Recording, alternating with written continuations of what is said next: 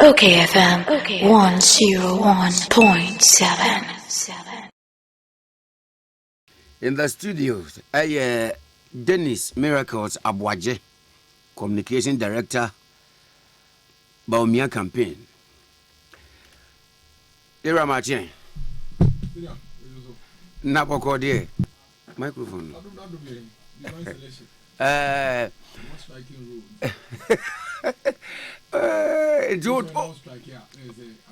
To 20 now.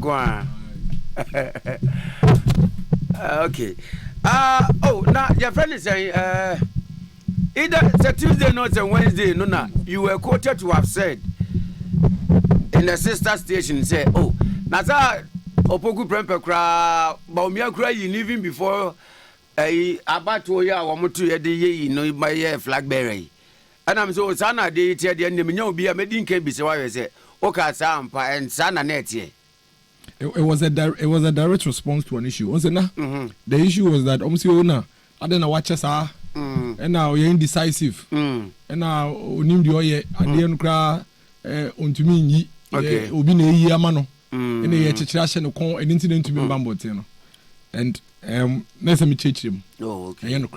The reason why I feel and the year running meeting and they say your party no share, send city no. I say we need pardon bebre din komo. I said dem esi. Consultations must be broad as to who would be his running mate in there. Like I said, say on to me sorry keke. Dr. Mahmoud Bamiana yenimu no. Near kwan of us or yen in your man. We say we say do the nyina as vice president bepe wonena. On you be sorry preoccupation why ya on sisi en carry. Inti ono no answer no bit step out say me pese me running as president no wa hye no nyina ada what I say we program is on ready I want to be in film say okoyewe enti he's always been clear in his mind ni pop say oboni chidom no ne yedwuma enti ye no creda so be ka say na ye cheche ahye ne kon e no nim de ope on to be take decision no rather no wo wadwen nko e na party na ekuo na wodwen no so o madwen nko enti won to me sorry and papa akopena nka say me de say na medwi nti enie esa one party for dim komoto to adwen so agiase now say ni nti na me pe Kofi Mensa obi speto o na won consider na yen hwe adwoa ana obi for say o nanka ya nso we na to adwen na ya ba besi bebe ese ye den you see, and that is what actually has been going on in the past 6 months. Talking to Edoji Tamaklo Anopei, I said there might delay your cry a president. Okay, pardon. Oh no, forget Edoji. On ye the flag bearer May 2023. May 2023. And yet April year no more do running mate. 1 year. In fact, between former President Mahama and Dr. Baumia in running mate in term. Let's say former President Mahama. Yet to Obama Dr. Baumia November 4th, Meboa. December, January, February, March, April, May, June, July. And yet 8 months. 8 months. Yet to Obama Mahama May 2023. We ne running mate April. And yet 10 months. We say 11 months. And between Mahama and Baumia no why na a delay in nominating a running mate. Me ma catch us and me come dey nyina facts. Me bomb team and family emotions in kasa. We dey one kasa analyze it. Na edu you no okay party no. Say sniper too. To argue. Forget NDC for no agro no eya fufu no mo. Them say. Now consultation ya working. Enra. Enkomodidi akoso ma Ghana for say consultation ne enru omo so. Because kebianka mo ba wo mo wan kom so obi kapa say running mate nipa mu yi no.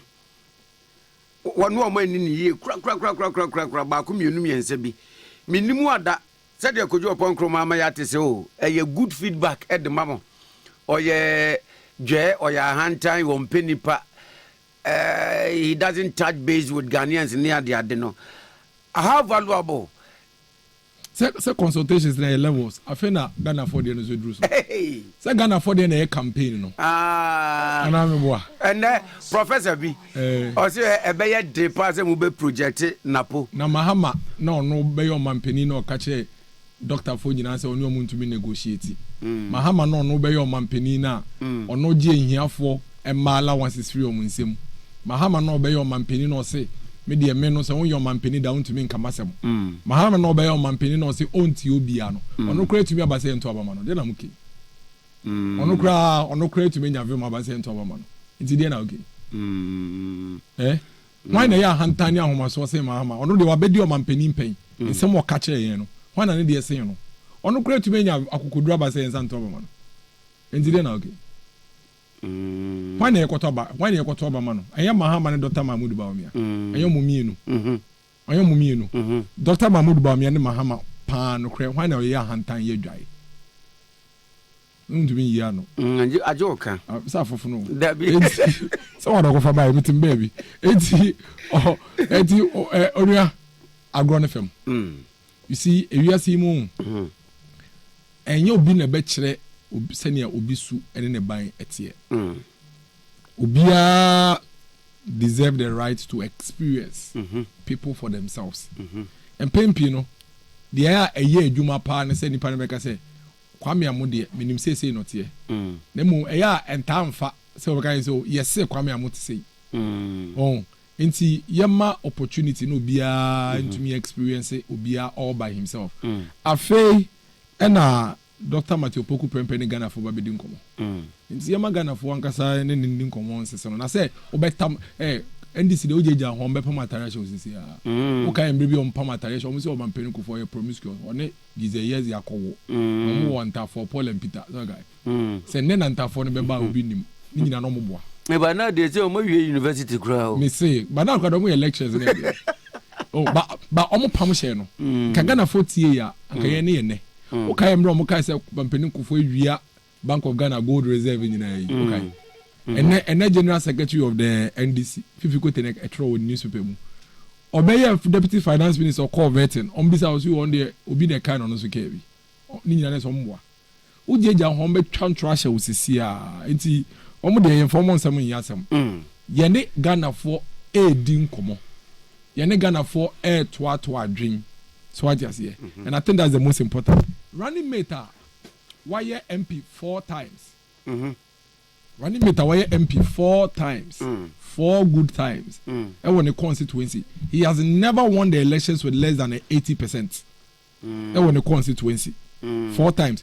With the Minister for Education, Dr. Matthew Poku Prempeh penny ministers, I will compare to all ministers of education are between me in the past. Or call Ministry of Education, you need the least labor unrest. Frenagrat, I hope I met me at Tranama, why not test it? Anyway, Frenagrat.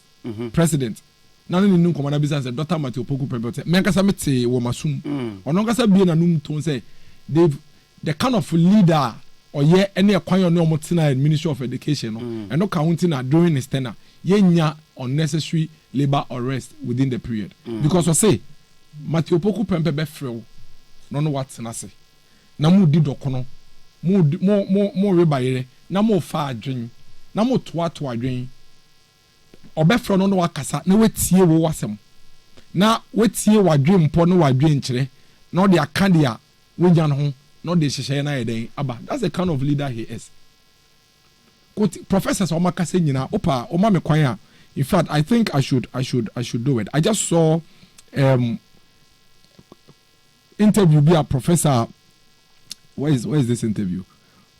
Nidini Professor Bet Wedi Kusi, Dean of International Relations, University of Cape Coast. Tirokayo. I say I have known and worked with Honorable Dr. Matthew Poku Prempeh. I got close to him during my time as the National Secretary of UTAC. He is such a fine, humble, and competent gentleman. If you get close to him, you will get to know that he is down to earth with a great sense of humor and has very good interpersonal skills. He is a great manager, a visionary, and a doer. He is compassionate and does not discriminate. During his time as the Minister for Education, he had excellent relationship with the unions, and his charisma always kept intended strike actions. He speaks his mind and is forthright. He solves problems and is a great mentor. He is one of the best ministers Ghana has had as a Minister of Education. I have no doubt about his leadership qualities, and I wish him well as he begins his campaign for 2024 presidential elections as a running mate. This is a professor for international relations, University of Cape Coast. When you're NDC propaganda secretary, when you're NDC lawyer, when you be a Tifia, what is will say? When you Nipa or say, when I was secretary of UTAG, University Teachers Association of Ghana, it's no more Matthew Opoku Prempene ye Juma direct. Na dance dia owo efa no uni say ne ekwan of first word ye Juma. Na ho brase ne nipa ho kita wudie ene kwan of first word bobo nipa no eka ho ntina oye minister for education no labor unrest ne strike bebre ambaso because of a kwan of befa so or no ebekasa na momo say o kanadwen se ne sitie inti kwan wonim eya ehoro na em say bia etoro bia ebi mo misconstrue no to be say bia arrogant say o kanadwen say de no hwena eti obeka kire o kanadwen se ne sitie ba prof say owo ekwan bia ofaso no mu deli a ema o makoma eto mu yem na o de compassionate kan dwe compassionate dwe tema or tema and he does not discriminate on yimu we enye miracles neka we enye kodua neka enye samiuku neka enye mpipini neka. This is the dean of international relations on your professor on your politician. And the question still remains and is attribute here professor Dimai in the coming days, in the coming weeks, in the coming months. One can be experience it. Someone no o na ejuma pen da bi enti eduji na ekasa na eduji to be fair eduji asem eduji beka asem papa ba akwa fan pipi say bia ondo nimu no eduji nimu no ono ne ejuma da na po nye lawyer eduji lawyer na po eduji ye teacher da na po ne eduji nshia obi. In fact, I doubt if eduji has ever met na po face to face before. Nti ocheche aso no omusu ban no na si yendisi no omo no yankonkwa o omo ni plan. I can tell you say opa for any to fam efiri na kopem October omo focus nyina be na po na fe omo ma ne popularity na kosoro na fe akoto aba na ewini bi omo fa casio calculators omo kokot instead of so omo be si fam na omo so akọ company na omo aka omo nsema che Ghana for na Ghana for hweso ato aba no omo na mo omo complain ono omo chechire omo hihye dwa e de so ankrofo. We are focused, we are speaking to the people, we are engaging the people. Yeni Ghana for din komo, yeni Ghana for hihye nioma, yeni Ghana for tenetene niema. And obi hwe na yekoto aba wie 7 December na ye bobo na Dr. Mahmoud ba me wini a one two America metietie mu because yeti we what to say. In fact, when we can say me and this for yi omo running me what to say e ka ho asem yasem uni media because running mate here president enyo no ye kwakoto aba ma no nti yasem ye mfa ne ho but obetumi akoka be kan o de bi ye mfa ne ho nipa okoka asem na ba nipa ye de be so na ne president ko ne ye kwakoto aba ma no ballot paper no so what the make na say nti ye nja omo chechire nso no omo horo no omo ntumi nko Ghana omo ntumi ncheche ni nhye dem say ma on Ghana for ndin kita ho. At the end of the day, no, Ghanaians will experience him for himself. Just as Professor, your University of Cape Coast, you are experiencing all kind of me. And I think so ultimately, Ghana for them say he's a great guy. Beyond neck, Ajatum, na, I said, the public knowledge say, Dr. Mark Chupoku Prempe and the running mate. What is next? OKFM 101. Yeah, Ebinada Yami Adoma. Yeah, Ebinada ya. Trying. Yami Adoma yebeye inauguration of the running mate officially. Ewo Kumase. Na yewie ya ubehunu ofie. Ubehia no wasore. Ubehia no wedding. Ubehia no street mu. One Ghana folk di. Dog mum dey sorry Amisha no hoye the makers. You are going to meet him all over the place. You will have an opportunity. Will be your opportunity now. Where experiencing yourself. Nadia prof can ye. One also feel it. Now we feel. Now, every Jumudi. Mate. Almost one kind of campaign. 7 years in opposition up to now. Ghana focus will be say more campaign message a day. 24 hours. Now I will know and nobody no binti yan yejuma. Mo die. Mutumu. omo na omo de 25 economy be Ghana on trim enti no ti o unim de bia me can sem bi I am one person that has never had anything against 25 economy because there's nothing wrong with it all over the world is there like it is here in Ghana Osu was 4th Street 24 economy all fit in Kwame Nkrumah time what you say Lagos Avenue Atemude yi hodada meboa Bantama Street any hodada so 24 economy is something that is there it will be catch chance me to abama na do 24 economy beba na my confused wo de ade na wo hodada na beba na nti ho na wo be ka say o metrem so what you say ha nti na ye be din komo nti o ka so be kire no be say okay e de na wo be ya trem meboa nti eye niema kuna wo be ya trem no ho asam na ye bisa up to no mutumi kan che ye no obi so mo a omo se na wache fo beto ye beto and last me ne eduji kasa ya o se adukudenti a aya mu bisa se omo mmra ne se omnya kan ya na bakwa akofa se ya mudia na mudia kwa akoshi mo yim nam ka nti ye be ye den e na wotumi ama ye hu dia wo ba be ye ne ato aba mo nti na dia no sisi a obi ache ebi mu se njata saying Katia say organizers or teaching man kwan so sami oku to say fellows kwacho for say watch for beton watch anajo obi ya keka ne de that is not what the principle of 24-hour economy is about oko UK on mine mu nyina ye ni 24-hour economy ho so I just here your baby kakra bi na ubetumi nya 24 hours running ebi wa Ghana dada it is oba be catch em so betrema na is oba be say o chem is okay apart from Oxford Street to Osu, apart from Lagos Avenue, Atemuda, apart from Atemuda, apart from Tema Industrial Area, no, or other places in mind our bed. Remember, until my me say me krom la teka ho na. Na say me krom la teka ho e die na obeye wo ho. But say me tese won krofo ni because koko fo nyina benya kwaya kofo 24 hours. Then I can't understand. Because me dey akodo koko fo 24 hours. Maybe a more street light. And that's why still they are struggling with it.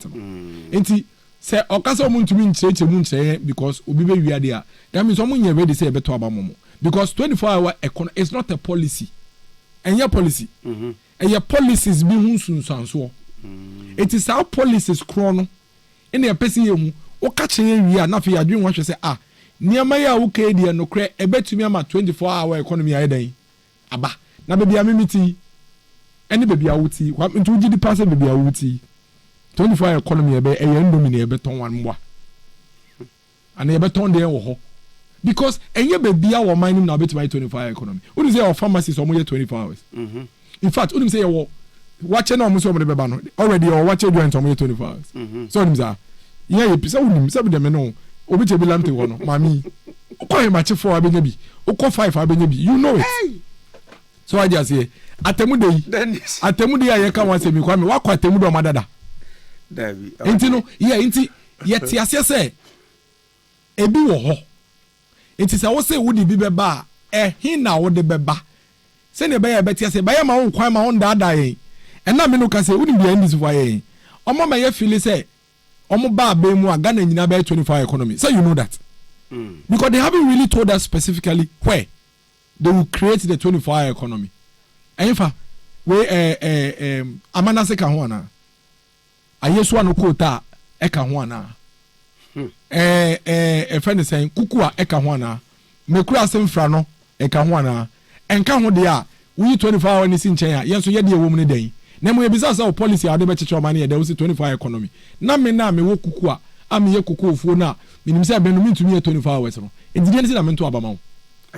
Now we say yento ambentia aban na ono de nkwala 100,000 na woje mofie na basco yento ntu am na yento ma we say wa woje allowances fee ehia for mba ho no yento abama ono yento ntia de ono de allowances ne baaye no wa obeton Ghana factories mako 300 no yento abama ho yento ntia de ono ne yankran ka bom ne factories aba no unim say ndisi for moton Ghana factories mako 300 gasem unim say MPP Ghana aban dia gasem unim say Ghana ha na ye assemble VW cars ha unso beton ye omo ton Ghana factories mako 300 to say chupa chops to say tomatoes waba aban no ba ye na ne oni ankran kabo mo de factories close to about 300 aba no o se entuntia no ne entuma what be da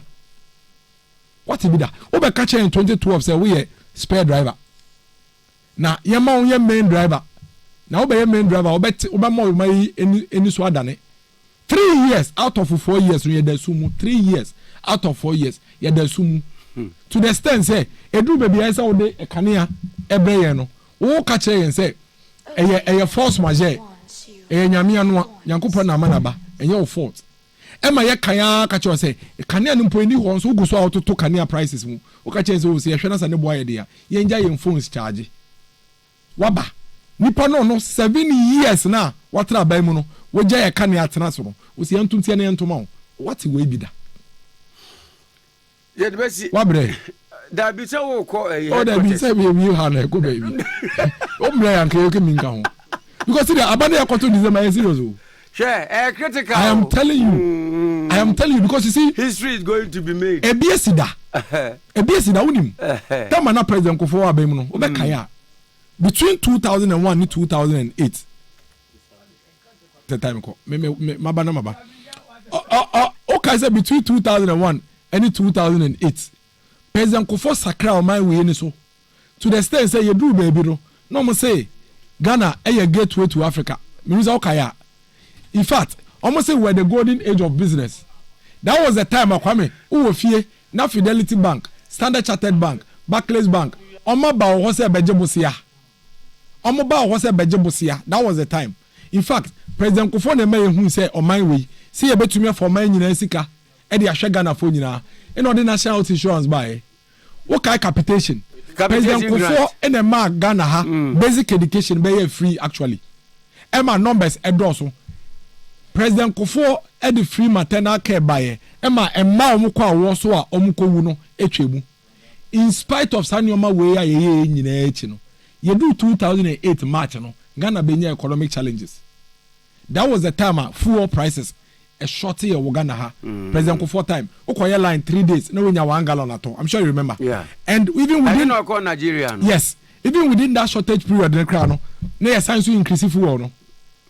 That was the time I saw shorty wo enkran kroma na beka ha nkofo kura yellow gallons omo de pensu akofo gallon ye den e buy no because of sanioma mienu wenti unu ye nisi for ye omo mu say chale 2008 dey kwam bia so MPP be win elections because of normal president Kofo aye no nti e hwa no say o how mienu we abade ne afa ye be press buttons ne sa computer wa Ghana for ebubefu president Kofo ino mo share say so mo dey trouble hey MPP perform we akron for show mo bank statement we were 2 billion in this one account mu we have 500 billion one account mu omo wia Ghana ske nyina we ni we rechana na ne oni we yira kwawo we ni we ba kwawo o ka say ansem no president Kofo ne ba we wieska o de ato hotel de wawa o ka tama of akosi prat nkwa demonstration one shot o peace FM ya onu kwa demonstration tia president Kofo omo say president Kofo ni gizayazi e say entro bebre any kase bebre fa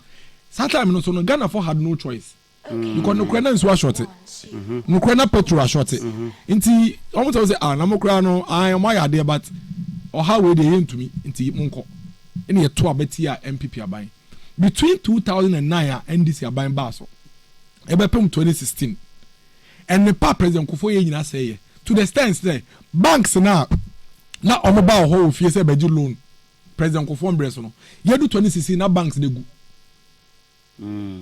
so ya we say ye do 2016 na banks dey gu banks dey gu ya to the extent say John Mahama his excellency FSika e dey ma banks na say mo fancy bi mo when ba still a mo diska no you know that Capital Bank money UT Bank the government ebia eya bi odebi omo come say and other na bind the 12 billion egu banks and omo fancy bi banks no let me put it on record ansa na MPP aban na Akufo Addo aban beba no na John Mahama his excellency di kan afa oman ni sika ama banks na egu no say omo fancy bi omo die and na ebi down gina court yes ebi nkra dem in fact sika ni bi ya de ma ya ma banks ni bi as much as 600 million Ghana cedis of sika no e de ko ebi mu fa bi de ko ye galamsey was Zimbabwe ebi mu discard bi bie pure water factory ebi mu say discard bi ye other things in egu ye nti adenti wo ya aban a adenti na wo di kama bank ni sika say wugu anka say wugu ba wugu nti discard na fa save wo ho na o discard na ma